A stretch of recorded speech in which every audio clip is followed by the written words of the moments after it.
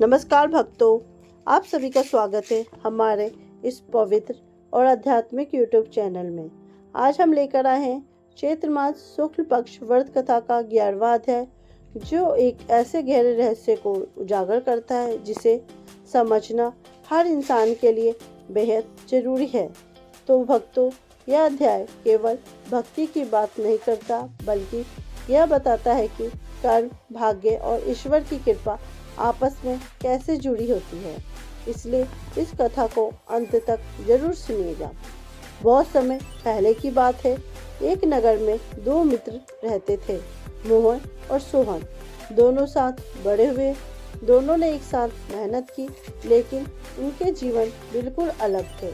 मोहन बहुत अमीर बन गया और सोहन गरीब का गरीब रह गया। सोहन हमेशा सोचता, हमने एक जैसा काम किया, फिर भी उसका भाग्य अच्छा और मेरा भाग्य बुरा क्यों। एक दिन सोहन ने तय किया कि वह इस प्रश्न का उत्तर जरूर ढूंढेगा। वह एक संत के पास गया और बोला, गुरुदेव, क्या सब कुछ भाग्य से होता है या हमारे कर्म भी कुछ मायने रखते हैं? संत मुस्कुराए। उन्होंने कहा, तुम्हें इसका उत्तर मिलेगा, लेकिन पहले तुम्हें चैत्र मास के शुक्ल पक्ष का व्रत करना होगा। सोहन ने व्रत शुरू किया। वह पूरी श्रद्धा से पूजा करता, दिन भर उपवास रखता और शाम को कथा सुनता, लेकिन उसके जीवन में कोई बदलाव नहीं आया। वह निराश होने लगा।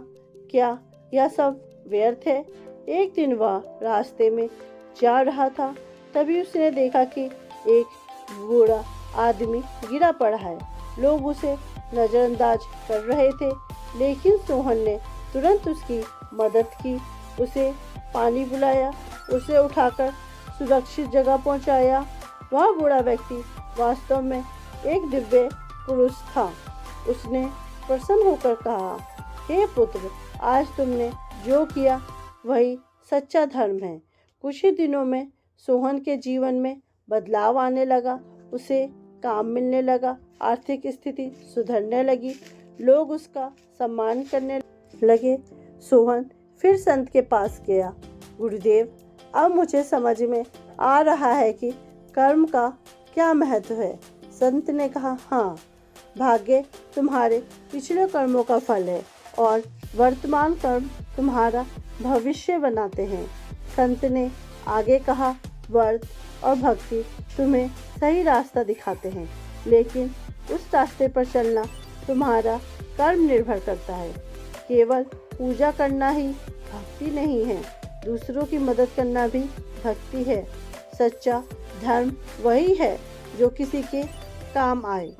भाग्य और कर्म दोनों महत्वपूर्ण हैं। अच्छे कर्म से भाग्य बदल सकता है।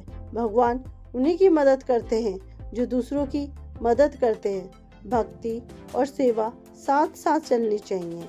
यह अध्याय जीवन का संतुलन सिखाता है, सही और गलत का फर्क समझाता है, कर्म के महत्व को स्पष्ट करता है और हमें सच्चा इंसान बनने की प्रेरणा देता है।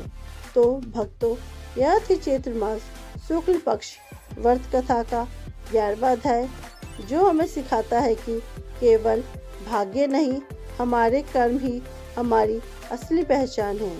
अगर आपको यह कथा पसंद आई हो तो वीडियो को लाइक जरूर करें, अपने दोस्तों के साथ शेयर करें और चैनल को सब्सक्राइब करना ना भूलें। और कमेंट बॉक्स में ओम नमो भगवते वासुदेवाय जरूर लिख के जाएं। हम आपके लिए ऐसे ही ज्ञान और भक्ति से भरी कथाएं लेकर आते रहेंगे। धन्यवाद।